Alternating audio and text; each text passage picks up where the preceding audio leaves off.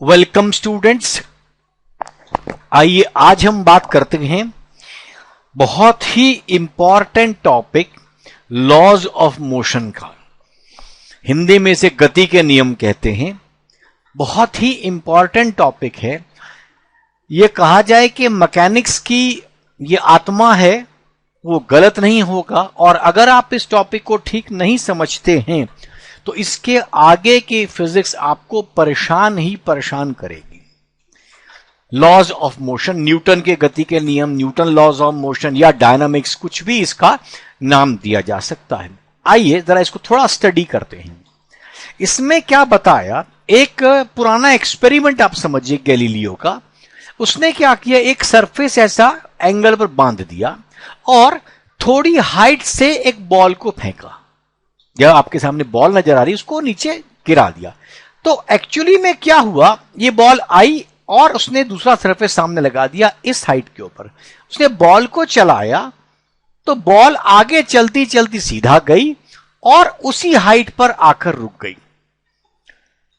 दूसरा एक्सपेरिमेंट उसने क्या किया, दूसरे एक्सपेरिमेंट में क्या किया उसने, ये जो इंक्लिनेशन दूसरे प्लेन का था वो बदल दिया। इसको इस टाइप से लिया, थोड़ा एंगल बढ़ा दिया। अब उसने फिर से वही काम किया और इसको स्टडी किया तो बॉल उतनी ही हाइट पर दोबारा वापस आ गई।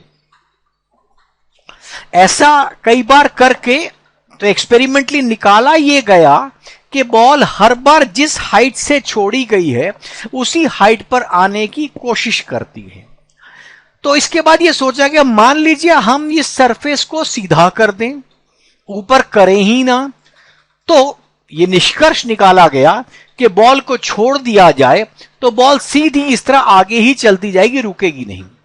ऐसा एक पहला एक्सपेरिमेंट गैलीलियो ने किया और उसके बाद में ये न्यूटन का नियम, गैलीलियो का नियम करके एक नियम बनाया गया। उसमें क्या बताया गया, पहला लॉ ऑफ मोशन बता दिया कि everybody continuous to be in state of rest or of uniform motion along the straight line unless it is compelled by an external force to change that state। मतलब अगर कोई body है जो straight या तो रुकी हुई है, अब सुनिए, स्टेट ऑफ रेस्ट माने बॉडी रुकी हुई है, तो उसने कहा वो रुकी है तो रुकी ही रहेगी। और अगर एक स्ट्रेट लाइन में चल रही है तो स्ट्रेट लाइन में, सीधी लाइन में चलती ही रहेगी जब तक आप बाहर से कोई एक्सटर्नल फोर्स न लगाएं। इनफैक्ट इसको और टेक्निकल लैंग्वेज अगर आपने इस्तेमाल करनी है तो unless it is compelled bye an external unbalanced force acting on it, unbalanced force. तो आइए जरा इसको थोड़ा और समझा जाए कि ये ऐसा होता क्यों है। तो हर बॉडी जिस जगह पर है उसी पर रहेगी। अगर आप उसको फोर्स लगाएंगे, कोई एक्सटर्नल फोर्स लगाएंगे, तब बॉडी किसी तरह अपनी स्थिति को बदलने की कोशिश करती है। और यह होता क्यों है, इस प्रॉपर्टी का ही नाम इनर्शिया है। हिंदी में इसे जड़त्व कहते हैं। जड़ समझते हैं आप, जड़ चीज जो जिसमें लाइफ नहीं होती, जो अपने आप हिलना नहीं चाहती। इसी तरह इनर्शिया प्रॉपर्टी बताई गई है। तो इनर्शिया की प्रॉपर्टी से यह होता है। इनर्शिया क्या है, एक बॉडी में प्रॉपर्टी है जो उसको अपनी स्टेट को बदलने से रोकती है।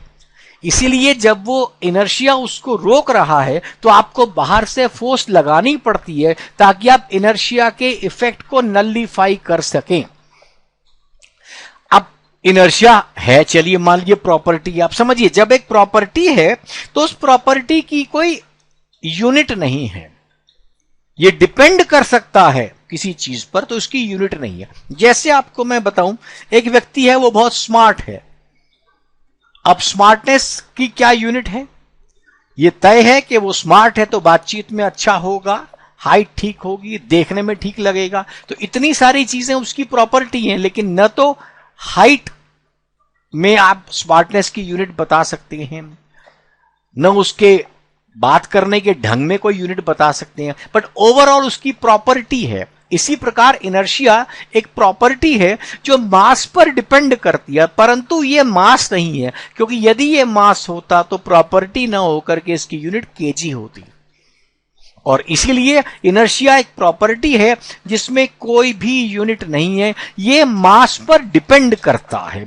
मतलब ज्यादा मास होगा तो इनर्शिया ज्यादा, कम मास होगा तो इनर्शिया ज्यादा। आप एक छोटी कार ऑल्टो जैसे मारुति की खड़ी कर दीजिए और एक ट्रक खड़ा कर दीजिए, आपको पता है कार को धक्का लगाने के लिए कम फोर्स लगेगी और ट्रक को धक्का लगाने के लिए ज्यादा फोर्स लगेगी। तो इनर्शिया छोटी कार का कम है, ऑल्टो का कम है, बड़ी गाड़ी का ज्यादा है। यहां पर मैं आपको एक समझाऊं कि अगर आप ये सवाल किसी एक लेमैन से भी पूछेंगे, एक सड़क चलते आदमी से पूछेंगे, देखिए सामने ऑल्टो गाड़ी खड़ी है और एक बड़ी गाड़ी खड़ी है, ट्रक खड़ा है, किसके लिए ज्यादा फोर्स चाहिए, तो वो व्यक्ति भी आपको बता देगा क्योंकि वो गाड़ी बड़ी है इसके लिए इसमें ज्यादा फोर्स चाहिए। तो फिजिक्स की भाषा में हम उसका एक्सप्लेनेशन देते हैं, हम उसको थोड़ा सा उदाहरण से समझाते हैं कि क्योंकि वो चीज बड़ी है, बड़ी चीज में ज्यादा मास है, मास को हिंदी में द्रव्यमान कहते हैं, अधिक द्रव्यमान है, इसके लिए उसको ज्यादा बल की आवश्यकता है, माने ज्यादा फोर्स की आवश्यकता है। ये हम फिजिक्स के प्रिंसिपल से कहते हैं। लेकिन जो एक लेमैन है जिसने न इनर्शिया पढ़ा न न्यूटन पढ़ा, वो भी इस बात को बता सकता है क्योंकि वो इनर्शिया को अपने आसपास देखता है। और यही बात मैं हर फिजिक्स के विद्यार्थी से कहा करता हूं, मैंने कई बार कहा है, आप जितना फिजिक्स को अपने आसपास देखेंगे, भौतिक शास्त्र को, उतना ही आपके लिए इस चीज को समझना सुनना आसान पड़ेगा। अब आगे चलते हैं इनर्शिया पर। अब तो inertia is the property by virtue of which the body is enable to change its state by itself. अपने आप चेंज नहीं करेगी, एक्सटर्नल फोर्स लगाने के बाद ही उसको आप चेंज कर पाएंगे। अब इनर्शिया हमारे पास 3 प्रकार का होता है। देखिए शुरू में क्या कहा था, कोई बॉडी अपनी स्टेट ऑफ रेस्ट में रहेगी या मोशन में रहेगी, यही था ना। तो जब बॉडी स्टेट ऑफ रेस्ट में रहेगी तो बॉडी में जो इनर्शिया है जो उसको चलने से रोकता है उसका नाम है इनर्शिया ऑफ रेस्ट। बॉडी चलने से रोकने वाले इनर्शिया का नाम है इनर्शिया ऑफ रेस्ट। और जो बॉडी को यूनिफॉर्म मोशन में चलने के लिए कहता है इसी स्पीड पर, इसी वेलोसिटी पर चलते जाइए, देखिए क्या कहा गया, इसी वेलोसिटी पर, स्पीड नहीं कहा गया। वेलोसिटी का मतलब क्या हुआ, इसमें डायरेक्शन भी है और मैग्नीट्यूड भी है। अगर आप डायरेक्शन भी नहीं बदलना चाहते और मैग्नीट्यूड भी नहीं बदलना चाहते तो हमारे पास वो बॉडी स्ट्रेट लाइन में ही चलती रहेगी। और जो प्रॉपर्टी उसको सीधी लाइन में चलते रहने के लिए बाध्य करती है या उसको फोर्स करती है, नहीं हमने बिल्कुल नहीं हिलना, उसका नाम इनर्शिया ऑफ मोशन है। माने आप स्पीड को बढ़ाइए या स्पीड को कम कीजिए, दोनों केस में इनर्शिया ऑफ मोशन एक्टिवेट हो जाएगा। और तीसरा हमारा है इनर्शिया ऑफ डायरेक्शन, जिस केस में आप किसी बॉडी की स्पीड की डायरेक्शन बदलना चाहते हैं, वेलोसिटी की डायरेक्शन बदलना चाहते हैं, मोशन की डायरेक्शन बदलना चाहते हैं, उस समय वो कहलाएगा इनर्शिया ऑफ डायरेक्शन, जो उसको रोकने में परेशान करेगा या रोकने से बिना फोर्स लगाए बदलेगा नहीं डायरेक्शन। आइए आप एक एक दो दो के एग्जाम्पल समझिए। इनर्शिया ऑफ रेस्ट, जिस समय आप किसी कार में बस में बैठे हैं तो आपके शरीर का नीचे वाला हिस्सा बस के साथ या कार की सीट के साथ जुड़ा हुआ है। अगर कार झटके से आगे चलती है तो आपके ऊपर वाला हिस्सा माने सिर का हिस्सा पीछे की तरफ झटका खाता है। वो झटका क्यों खाता है, शरीर का वो हिस्सा जो सीट के साथ लगा हुआ है वो तो कार के साथ या बस के साथ चल पड़ा, लेकिन शरीर के ऊपर का हिस्सा वो शरीर के साथ नहीं जुड़ा हुआ, इसलिए वो अपने आप झटके से झटका मारकर चलता है। और इसी झटके को बचाने के लिए हमारी कार में ड्राइविंग सीट पर और नॉन ड्राइविंग सीट पर और अब तो पीछे भी जो बेल्ट लगाई जाती हैं, सीट बेल्ट्स, वो इसीलिए होती हैं ताकि आप कार से अधिक समय तक बंधे रहें। तो ये है इनर्शिया ऑफ रेस्ट। अब लीजिए इसी तरह अगर एक आप चलती बस में चढ़ना चाहते हैं, चलती बस में, तो आपको थोड़ा सा भागना पड़ता है, क्योंकि अगर आप बिना भागे उस बस पे चढ़ जाएंगे तो आप रुके हुए हैं, आपका पैर रुका हुआ है, लेकिन बस चलते ही बस ने आपके शरीर को झटका दे दिया तो आप झटका खा के गिर जाएंगे, क्योंकि पैर कहता है मुझे नहीं चलना, शरीर कहता है मुझे नहीं चलना। पैर को तो बस जबरदस्ती चला लेगी, लेकिन बाकी ऊपर के शरीर को बस कैसे चलाएगी, वो तो कांटेक्ट में नहीं है। तो ये था इनर्शिया ऑफ रेस्ट का उदाहरण। अब हम आते हैं इनर्शिया ऑफ मोशन का उदाहरण। इसका बिल्कुल विपरीत कर दीजिए, ऑपोजिट कर दीजिए। विपरीत या ऑपोजिट से मेरा मतलब यह है कि अब हम कार को या बस को चला देते हैं। अब आप बैठे हुए हैं, बस चल रही है या कार चल रही है, अचानक से ब्रेक लगा दीजिए। अब क्या हुआ, कार की वेलोसिटी में बदलाव आया, बस की वेलोसिटी में बदलाव आया। इसका मतलब बस की स्पीड कम हुई तो क्या हुआ, नीचे वाले शरीर का हिस्सा जो कि सीट पर था उसको तो बस ने रोक लिया, लेकिन आपके कमर से ऊपर वाला हिस्सा जो नहीं जुड़ा हुआ था किसी हिस्से से, वो आगे की तरफ झटका खाता है। इसीलिए ध्यान दीजिएगा, जो गाड़ी में सीट बेल्ट लगी होती है वो ड्राइवर को बांध कर रखती है, वरना ड्राइवर का सिर आगे शीशे में जाके लग सकता है। अब जिन्होंने भी इस प्रकार का सिस्टम किया होता है, सीट बेल्ट लगाई है, अब उस समय में उनका कार के शीशे पर आगे की तरफ, या ड्राइवर हो या कोई भी हो, कभी एक्सीडेंट सुनने को नहीं आता। यह था इनर्शिया ऑफ मोशन। इसी का दूसरा भाग हम पिछली बार जो बस में चढ़ने की बात कर रहे थे, अब आप बस में उतरने की बात कीजिए। मान लीजिए आप चलती बस से उतर रहे हैं तो आपके पैर में ऑलरेडी मोशन है। अब जैसे ही उतरेंगे और अगर आप खुद नहीं भागेंगे, खुद चलेंगे नहीं, तो पैर को तो धरती रोक देगी, शरीर के ऊपर वाला हिस्सा अभी मोशन में रहेगा, तो वो आपका पैर रुककर आगे की तरफ आप गिर सकते हैं। इसीलिए आप क्या करते हैं, थोड़ा सा आगे भाग लीजिए, तो आपके पैर को रुकने में समय मिल जाता है। तो ये था इनर्शिया ऑफ मोशन। अब तीसरी बात की बात करते हैं जिसका नाम है इनर्शिया ऑफ डायरेक्शन। डायरेक्शन का मतलब आप वेलोसिटी की डायरेक्शन बदलने वाले हैं। अब डायरेक्शन बदलने का मतलब आप सर्कुलर ट्रैक समझ लीजिए। आप जब भी किसी बस में, किसी कार में, किसी झूले में, कहीं पर भी जो गोल घूमने वाला झूला है, मैं वर्टिकल की बात नहीं कर रहा, जो हॉरिजॉन्टल सरफेस पे, माने क्षैतिज दिशा में जो पूरा गोल गोल घूमता है, मैं उसकी बात कर रहा हूं। जो झूला ऊपर नीचे गोल घूमता है उसकी बात अभी नहीं कर रहा हूं। तो उस केस में जो बॉडी, जो झूला वो घूमने लगता है तो आपको लगेगा, आपको हमेशा फोर्स एक बाहर की तरफ झटका लगाती है। क्यों? क्योंकि आप उस जिस जगह जा रहे हैं, आप सीधा जाना चाहते हैं। आपको मालूम होना चाहिए कि हर सर्कुलर मोशन में बॉडी सीधा चलती है, मतलब सर्कल के टेंजेंशियल चलती है। ये जिस समय आप सर्कुलर मोशन आपने पढ़ा तो आपने पढ़ा होगा बॉडी में स्पीड हमेशा टेंजेंशियल होती है।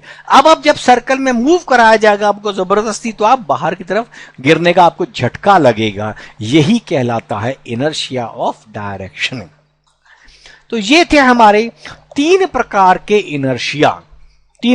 इनर्शिया। इसके ऊपर आपको ये पता, जो चीज आप एग्जाम के लिए आवश्यक है उसको थोड़ा सा आप समझ लीजिए कि हमको इनर्शिया तो मालूम है जिस वजह से है, लेकिन कौन सा इनर्शिया कब काम करेगा अपने को ये थोड़ा और क्लियर होना चाहिए, क्योंकि उसी बेसिस पर हम इनर्शिया कौन सा लगता है। कभी कभी एग्जाम में पूछा जाता है कि कार से उतरते हुए या कार का झटका लगाते हुए कौन सा इनर्शिया पार्ट प्ले करता है, तब आप उसमें बता सकेंगे। असल में मोशन में बदलाव से पहले की जो स्थिति है और जो बदल रही है वो उस इनर्शिया का नाम हो जाएगा। आइए अब एक और शब्द देखिए, मोमेंटम।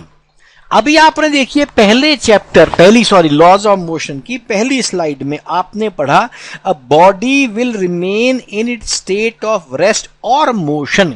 तो मोशन क्या है उसको अब आप मोमेंटम से समझिए। मोशन देसी भाषा में कह सकते हैं कि जो मोशन उसमें कंटेन्ड है उसका नाम मोमेंटम है। और मोमेंटम मैथमेटिकली क्या होता है, मास को वेलोसिटी से मल्टीप्लाई करने के बाद जो आता है, मास और वेलोसिटी को मल्टीप्लाई करने के बाद, दैट इज मोमेंटम।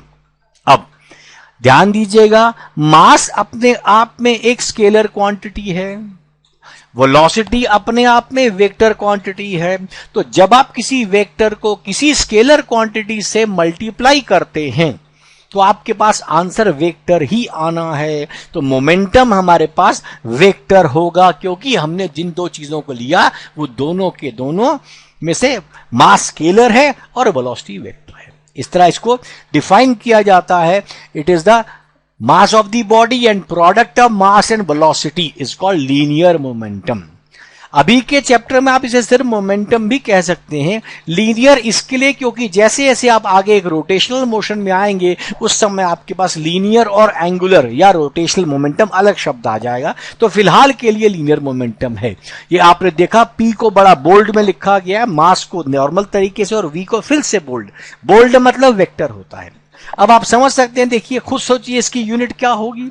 आपको पता है मास की यूनिट है किलोग्राम, वेलोसिटी की मीटर पर सेकंड, मास की किलोग्राम, वेलोसिटी की मीटर पर सेकंड, तो हमारे पास मोमेंटम की यूनिट आ गई किलोग्राम मीटर पर सेकंड, और ये वेक्टर क्वांटिटी है। अब थोड़ा सा, जैसे मैंने आपको शुरू से कहा है कि डायमेंशन पर भी आपको थोड़ा थोड़ा ध्यान देना है। अब मास की डायमेंशन तो है m, वेलोसिटी की डायमेंशन है LT-1, तो हमारे पास इस पूरे सिस्टम की डायमेंशन आ जाएगी MLT-1, वेक्टर क्वांटिटी यूनिट, और डायमेंशन इसकी आएगी MLT-1, MLT-1। उम्मीद है आपको मोमेंटम समझ आएगा। ये मोमेंटम कहां है, जहां पर आप कहते थे पहले टॉपिक में, ये आपने कहा body remain in state of rest और मोशन। तो देखिए जब भी मोशन में चेंज आएगा तो एमवी में चेंज आएगा, इसीलिए मोमेंटम इसके बाद आपने पढ़ा कि मोमेंटम होता क्या है। आइए इसके बाद आता है बहुत महत्वपूर्ण, इस जैसे मैंने आपको बताया लॉज ऑफ मोशन मैकेनिक्स की आत्मा है, और लॉज ऑफ मोशन में भी असली law second law of motion है। अब इसकी स्टेटमेंट आप देखिए, rate of change of momentum of a body is directly proportional to the external force applied on it and the change in momentum takes place in the direction of force. माने momentum, आप ध्यान दीजिएगा, rate of change of momentum मैंने आपको physics में बार बार पढ़ाया है। Physics की भाषा में जब भी शब्द आएगा रेट, उसका मतलब है divide by time. Rate of किसका रेट?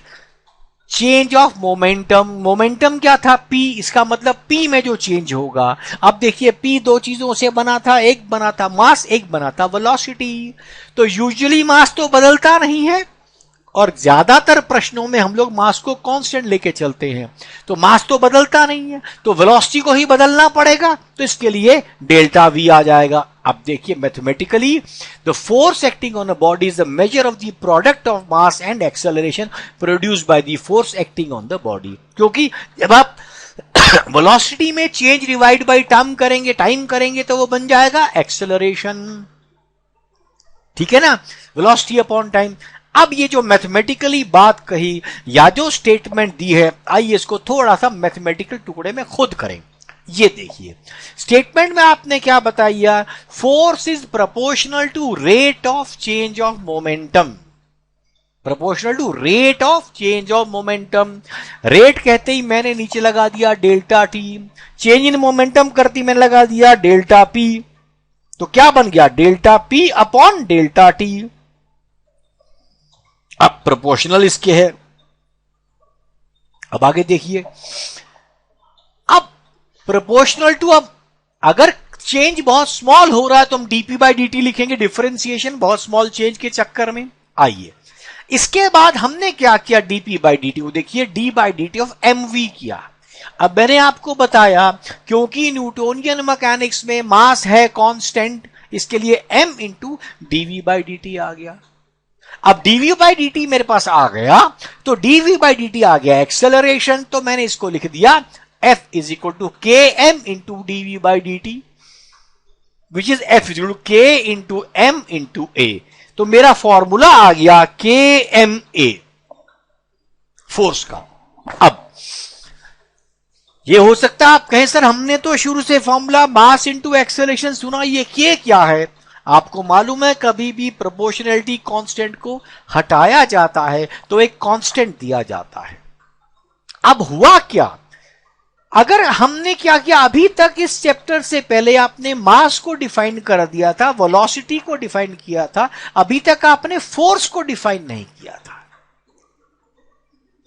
मोमेंटम आपने कर दिया था 1 kg को 1 मीटर पर सेकंड, लेकिन फोर्स डिफाइन नहीं किया था। तो हमने कहा मान लीजिए हम डिफाइन करते हैं कि 1 न्यूटन की फोर्स वो है जो 1 kg की बॉडी को 1 मीटर पर सेकंड स्क्वायर का एक्सेलरेशन दे। हमने यहां पर फोर्स को डिफाइन किया है, इसीलिए हमारे पास सब वैल्यू रख के K1 आ गया। इनफैक्ट हर यूनिट में यही कहानी है। अगर आप सीजीएस यूनिट में जाएंगे तो वहां की फोर्स की यूनिट है डाइन। तो हम बोलेंगे एक डाइन वह फोर्स है जो 1 ग्राम मास को 1 सेंटीमीटर पर सेकंड स्क्वायर का एक्सेलरेशन देती है। इसी प्रकार एफपीएस सिस्टम है, फुट पाउंड सेकेंड, उसमें भी हमारे पास 1 पाउंड फोर्स आता है। वो क्या होता है, जो 1 पाउंड मास को 1 फीट पर सेकंड स्क्वायर का एक्सेलरेशन दे सकेगा। इसीलिए हमारे पास इसकी पूरी प्रोपोर्शनलिटी कांस्टेंट में 1 आ जाता है। अब ये F is equal to M A हमने बनाने के लिए बना दिया, लेकिन सही मायने में क्या है, एफ इज एम इंटू ए, दोनों वेक्टर फॉर्म। तो इसलिए आपको जहां जहां फोर्स को इस्तेमाल करना है अपने माइंड में वेक्टर का ध्यान जरूर रखना है। आप ये मत समझिएगा कि वेक्टर की नॉलेज प्रोजेक्टाइल पे खत्म हो गई है। वेक्टर इसके आगे हर जगह इस्तेमाल होता रहेगा। अगर फोर्स एक्स डायरेक्शन में है तो एक्सेलरेशन भी एक्स में है, फोर्स वाई में है तो एक्सेलरेशन वाई में है, फोर्स जेड में है तो एक्सेलरेशन जेड में है। परंतु अगर फोर्स एक्स वाई के बीच में लगी हुई है आई प्लस जे की फॉर्म में, तो एक्सेलरेशन भी आई प्लस जे की फॉर्म में होगा और उसके तीनों कॉम्पोनेंट्स अलग अलग होंगे। F x equal to M a x, F y equal to M a y और F z equal to M a z. तो ये था हमारा लॉज ऑफ मोशन के बेसिक्स का एक वीडियो, पहला वीडियो। अगला वीडियो थ्योरेटिकल, इसके बाद में थोड़ा मोमेंटम को और डिटेल में डिस्कस करके आपसे करेंगे। आशा करता हूं यहां तक आपको वीडियो समझ आया होगा। कृपया इसको यूज करें, फ्रेंड्स को बताएं and let them use it. Thank you and all the best.